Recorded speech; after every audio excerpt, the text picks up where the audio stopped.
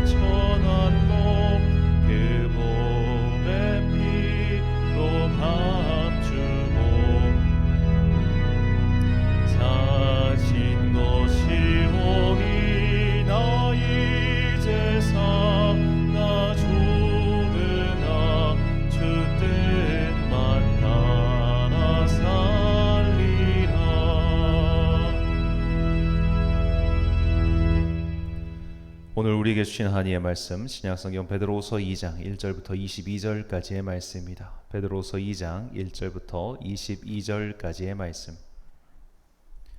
이제 봉독하겠습니다. 하나님의 말씀 경청하십시오. 전에 이스라엘 백성 가운데 거짓 예언자들이 일어난 것과 같이 여러분 가운데도 거짓 교사들이 나타날 것입니다.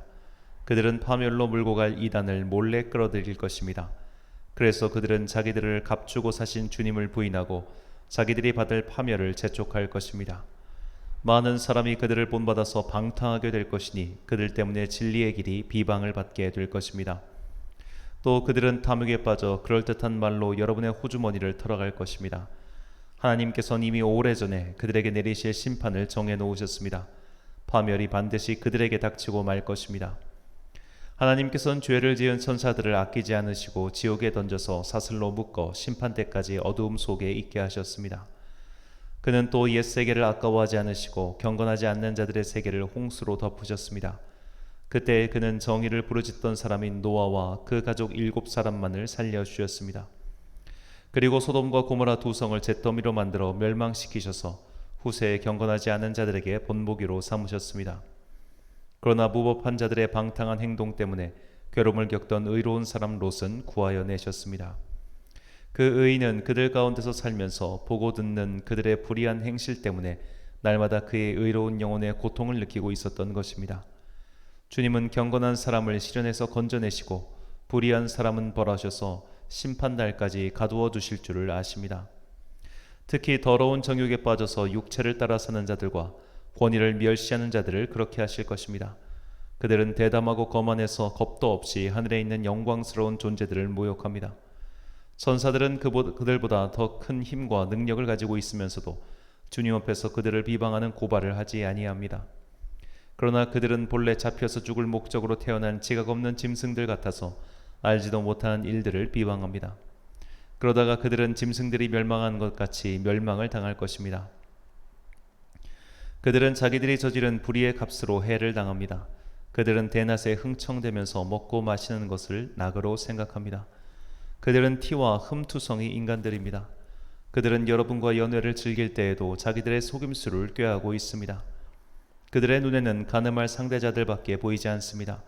그들은 죄를 짓기를 그치지 않습니다. 그들은 들뜬 영혼들을 유혹하며 그들의 마음은 탐욕을 채우는 데 익숙합니다.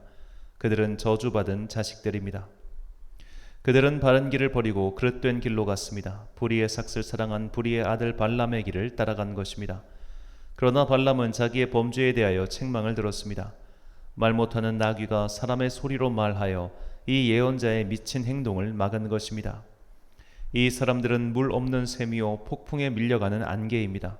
그들에게는 캄캄한 어둠이 마련되어 있습니다. 그들은 허무맹랑하게 큰 소리를 칩니다. 그들은 그릇된 생활을 하는 자들에게서 가까스로 빠져나온 사람들을 육체의 방종한 정욕으로 유혹합니다. 그들은 사람들에게 자유를 약속하지만 자기들은 타락한 종이 되어 있습니다. 누구든지 진 사람은 이긴 사람의 종 노릇을 하게 되는 것입니다. 사람들이 우리의 주님이시며 구주이신 예수 그리스도를 알므로 세상의 더러운 것들에서 벗어나였다가 다시 거기에 말려들어서 정복을 당하면 그런 사람들의 형편은 마지막에 더 나빠질 것입니다. 그들이 의의 길을 알고서도 자기들이 받은 거룩한 계명을 저버린다면 차라리 그 길을 알지 못했던 편이 더 좋았을 것입니다. 다음과 같은 속담이 그들에게 사실로 들어맞습니다. 개는 자기가 토한 것을 도로 먹는다. 그리고 돼지는 몸을 씻고 나서 다시 진창에 뒹군다. 아멘. 거짓 선지자 구별법이란 제목으로 하나님의 말씀 선포하겠습니다. 12사도의 가르침이라는 설명이 붙은 초대교회 문서가 있습니다. 디다케라는 책입니다. 이 책은 신구약 성경의 목록이 완성된 후에 발견되었기 때문에 정경의 지위를 얻지는 못했습니다. 하지만 초대교회의 정황을 살펴볼 수 있는 매우 귀중한 책입니다. 이미 설교나 강의 등 시간에 여러 차례 소개를 드렸죠. 제가 이 디다케를 읽으면서 가장 흥미로웠던 대목은 거짓 선지자를 구별하는 방법이었습니다. 성경이 오늘날과 같은 형태를 갖춘 것은 4세기 말경입니다. 로마 제국의 정식 종교 중 하나로 인정을 받은 후 70년 가까이 지나서야 비로소 신약 성경 27권이 확정되었습니다. 493년 카르타고 공의회 때 비로소 신약 성경 27권의 목록이 확정되었죠. 이 중 사복음서는 1세기경부터 가장 중요한 문서로서 이 교회 안에서 회람되고 있었지만 오늘날처럼 종이가 있지도 않았고 양피지로 쪽복음 마냥 한 구절 내지 한 장 정도만 갖고 있었기 때문에 성도들은 온전한 예수님의 말씀을 접할 수가 없었습니다. 그러니까 이 시기, 즉 예수님의 직계 제자인 사도들이 죽고 나서부터 그리고 기독교가 비로소 수면 위로, 그러니까 로마 제국의 공인된 종교로서 인정받기 전에 이 약 300년 가까운 기간 동안 말씀을 가르친 사람들은 순회 설교자들이었습니다. 예수님의 직계 제자들인 사도들이 살아있을 때는 별 문제가 없었는데 그들이 모두 순교하고 나서 너도 나도 내가 사도의 직계 제자다, 내가 누구를 알고 있다, 그러니 내 말을 믿어라 라면서 거짓 선지자들이 등장하기 시작한 것이죠. 이런 거짓 선지자들, 거짓 교사들이 우후죽순처럼 솟아나기 시작했습니다. 그래서 교회는 거짓 선지자를 구별하는 방법을 나름 개발했습니다. 그러니까 그때 다시 한번 말씀드리자면 그때는 성경책의 지음과 같은 형태로 있지 않았기 때문에 그 사람이 하는 설교와 성경책을 지금처럼 비교하면서 저건 성경의 말씀이 아닌데 이렇게 알 수가 없잖아요. 그래가지고 이 초대교회는 나름대로 거짓 교사, 이 사람이 진짜인지 가짜인지를 구별하는 방법을 개발했다는 겁니다. 그런데 그 방법이 매우 단순하죠. 한 교회에서 3개월 이상 머물면 그는 거짓 교사다. 말씀을 전하고 돈을 받으면 그는 거짓 교사다. 말씀을 전한 뒤 다른 교회로 이동할 정도의 비용만 받는 것이 진짜 교사다라고 정한 겁니다. 즉 거짓 선지자와 진짜 선지자를 구별하는 기준을 이익으로 정한 겁니다. 쉽게 말해 돈이죠. 돈이 목적인 사람은 가짜 선지자고 돈이 목적인 사람은 돈이 목적이 아닌 사람이 진짜다라고 교회가 일찍부터 그 방침을 정한 것입니다. 교회가 이런 방침을 정한 데에는 오늘 본문에서 베드로 사도가 언급한 어떻게 보면 하나의 구분점 같은 기준이 있었습니다. 본문 3절과 15절 말씀입니다. 그들이 탐심으로서 지어낸 말을 가지고 너희로 이득을 삼으니 그들의 심판은 옛적부터 지체하지 아니하며 그들의 멸망은 잠들지 아니하느니라. 그들이 바른 길을 떠나 미혹되어 부올의 아들 발람의 길을 따르는도다. 그는 불의의 삭슬 사랑하다가. 자, 여기서 이 부올의 아들 발람은 거짓 선지자의 대명사 같은 사람입니다. 민수기 22장과 23장을 보면 부올의 아들 발람은 모압 왕 발락의 요청을 받아 이스라엘 민족을 저주하기 위하여 그곳으로 내려갔습니다. 하지만 그는 하나님의 말씀에 따라 이스라엘을 저주하지 않고 오히려 축복하였다고 성경에 나옵니다. 발람은 사실 어떻게 보면 하나님의 말씀을 직접 듣고 전한 진짜 선지자라고 볼 수 있겠죠. 하지만 민수기 25장에 이 배역한 사건 이후 그 사건 배후에 발람의 행위가 있었다고 지목되었고 이는 시편 106편에서도 나와 있습니다. 즉 성경에 구체적으로 명확하게 기록되어 있지 않지만 이 고대 유대인들의 전승에서 발람은 돈을 받고 이스라엘을 타락시키는 데 일조한 인물로 알려진 것이죠. 지금 베드로 사도는 거짓 선지자란 이 발람처럼 돈 때문에 다른 이들의 구원을 방해하고 타락시키는 인물이라고 설명하는 겁니다. 구약 성경에는 이렇게 타락한 선지자들의 이야기가 종종 나옵니다. 대표적인 인물이 북이스라엘 아합 왕 때 거짓 선지자인 그나아나의 아들 시드기야와 예레미야 당시 거짓 선지자인 바스훌입니다. 먼저 그나아다의 아들 시드기야의 이야기입니다. 열왕기상 22장 11절과 12절 말씀. 그나아나의 아들 시드기야는 자기를 위하여 철로 뿔들을 만들어 가지고 말하되 여호와의 말씀이 왕이 이것들로 아람 사람을 찔러 진멸하리라 하셨다 하고 모든 선지자도 그와 같이 예언하여 이르기를 길르앗 라못으로 올라가 승리를 얻으소서 여호와께서 그 성읍을 왕의 손에 넘기시리이다 하더라. 자, 이 시드기야를 위시한 거짓 선지자들은 왕의 권세가 두려워서 혹은 왕권에 뭔가 빌붙어서 좋은 말을 함으로써 떡고물을 얻기 위해 거짓말을 한 겁니다. 질 것이 뻔한 전쟁을 이긴다고 거짓말을 한 것이죠. 바스훌 또한 마찬가지였습니다. 바벨론이 쳐들어왔을 때 그들의 침공을 하나님의 심판으로 여기지 않고 우리는 그들을 이길 수 있다고 호언장담했습니다. 예레미야 20장 2절과 6절 말씀입니다. 이에 바스훌이 선지자 예레미야를 때리고 여호와의 성전에 있는 베냐민 문 위층에 목 씌우는 나무 고랑으로 채워두었더니 바스훌아 너와 내 집에 사는 모든 사람이 포로되어 옮겨지리니 내가 바벨론에 이르러 거기서 죽어 거기 묻힐 것이라. 너와 너의 거짓 예언을 들은 내 모든 친구도 그와 같으리라 하셨느니라.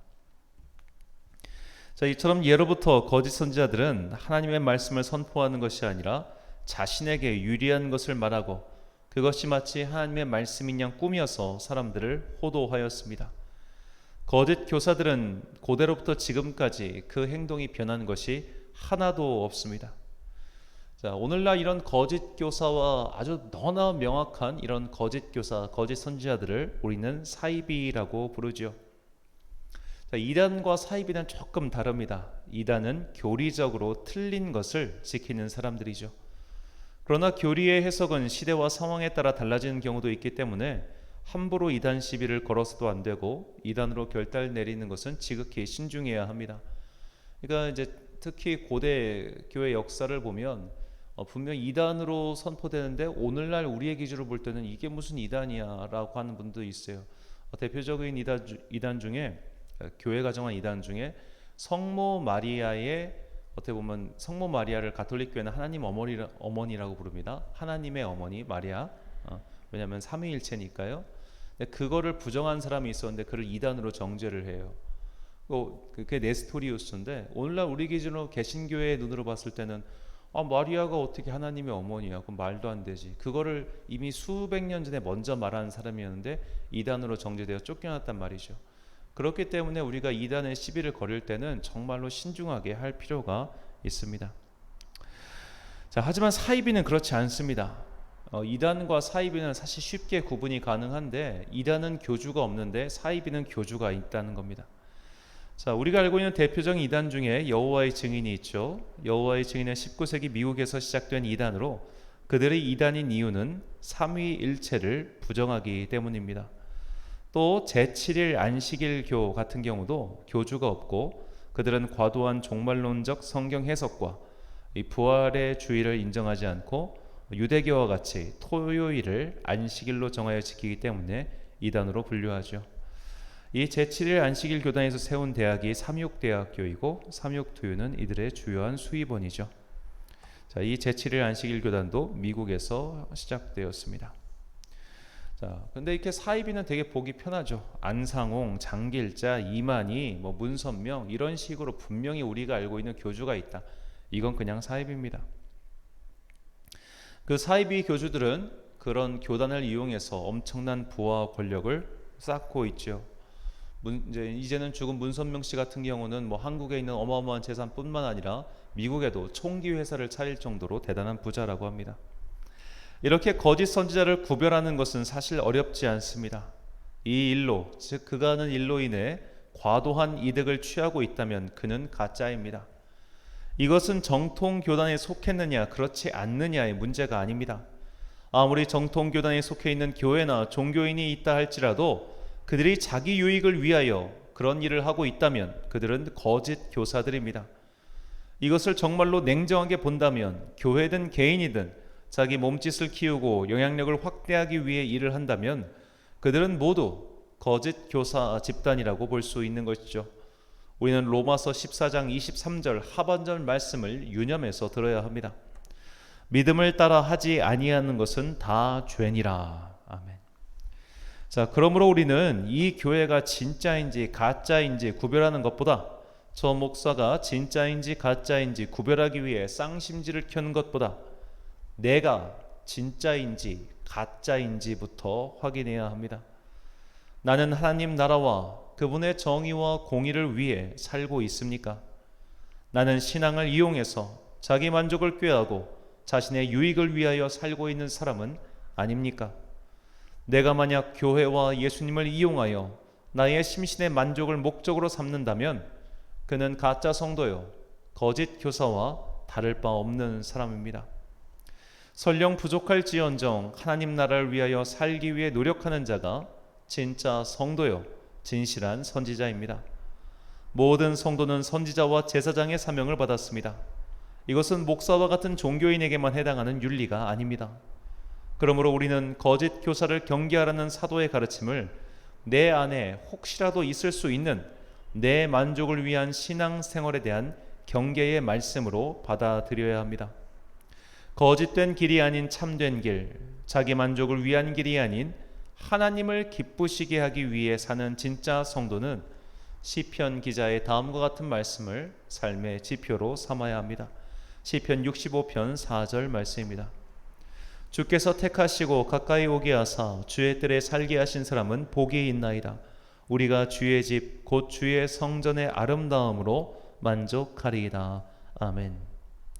사랑하는 천안 광성교회 성도 여러분, 그리고 이 새벽을 함께 깨우고 계신 귀한 주님의 자녀 여러분, 거짓 선지자, 거짓 성도는 결국 하나님을 이용해서 자기 만족을 꾀하려는 자들입니다. 이들을 경계해야 할 뿐만 아니라 나 스스로가 그런 거짓의 길에 가지 않도록 주의해야 합니다. 저를 포함해서 우리 모두는 하나님을 이용해 먹으려고 하는 사기꾼이 될 수 있습니다. 오늘날에도 하나님을 명분 삼아 자신의 권세를 키우려고 하는 자들이 얼마나 많은지 모릅니다. 우리도 얼마든지 그런 성도, 그런 선지자가 될 수 있으므로 스스로를 돌이켜 경계해야 합니다.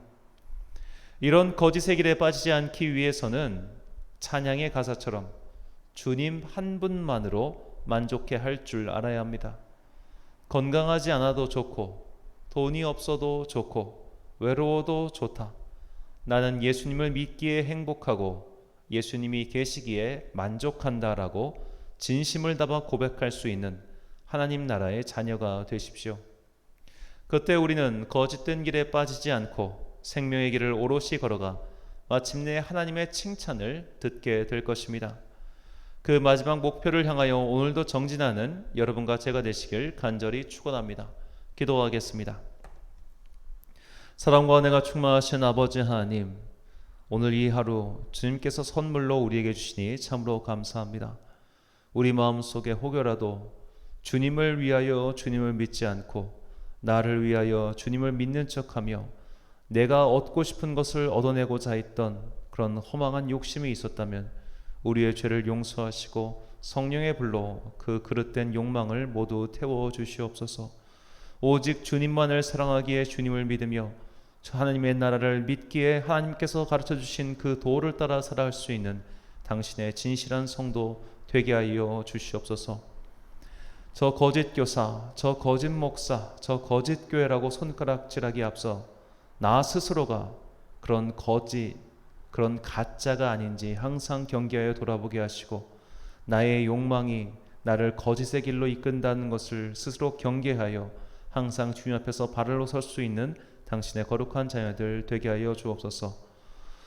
오늘도 각자의 삶의 자리에서 열심히 살아가는 당신의 자녀들 기억하시고 그들의 최선을 다한 삶의 열매를 주님께서 기쁘게 받으시사 그들에게 하늘의 신령한 것과 땅의 풍성한 것들로 채워주시기를 간절히 빕니다. 전 세계의 경제가 신음하고 있고 우리나라 또한 너무나 어려운 시기를 이제 지나고 오고 있습니다. 기름값은 오르고 날씨는 덥고 정말로 헤어나올 구멍이 없어 보이는 어려운 시기입니다. 위정자들에게 지혜를 주시고 우리에게는 이 현실을 버틸 수 있는 힘을 주시옵소서. 그리하여 이 어려운 시기를 잘 통과하고 정말로 주님께는 영광을 돌리며 또한 이 땅에서 주님 주시는 평화와 기쁨을 누릴 수 있는 당신의 행복한 자녀들 되게 하여 주옵소서. 미래를 위하여 열심히 수고하고 공부하고 있는 당신의 자녀들 기억하여 주시고 청년들에게는 지혜를 주시고 어린 자녀들에게는 미래를 향한 순수한 꿈을 주셔서 하루하루를 그저 보내지 않고 하나님을 위하여 앞으로 무엇을 할 것인가를 이른 시기부터 잘 결단할 수 있는 다니엘과 같은 사람들 나오게 하여 주시옵소서. 믿음의 다음 세대를 세우기 위한 우리 교회가 준비하고 있는 집회 가운데 주님께서 홀로 영광 받으시고 이 집회에 많은 사람들 참여하여 함께 주님의 나라를 위해 헌신하는 그런 영광과 기쁨이 우리 가운데 충만히 넘치게 하여 주옵소서. 오늘 하루도 주님께서 베푸신 은혜와 사랑이 우리 가운데 풍성히 흘러넘쳐 우리 주변까지 넉넉히 채워가는 당신의 자녀 되기를 간절히 소망하오며 이 모든 말씀 우리를 사랑하시는 예수님의 이름으로 기도드립니다. 아멘. 오늘의 기도 제목입니다. 내가 하나님께 정녕 바라는 것은 지금 무엇입니까? 내 소망을 이루기 위한 기도는 오히려 우상 숭배의 함정일 수 있음을 유념하시고 하나님 앞에서 자신의 속내를 정직하게 바라보시기 바랍니다. 오늘 말씀을 통해 주신 기도의 제목 가지고 묵상과 기도에 힘쓴 하루 되시길 바랍니다. 기도하겠습니다.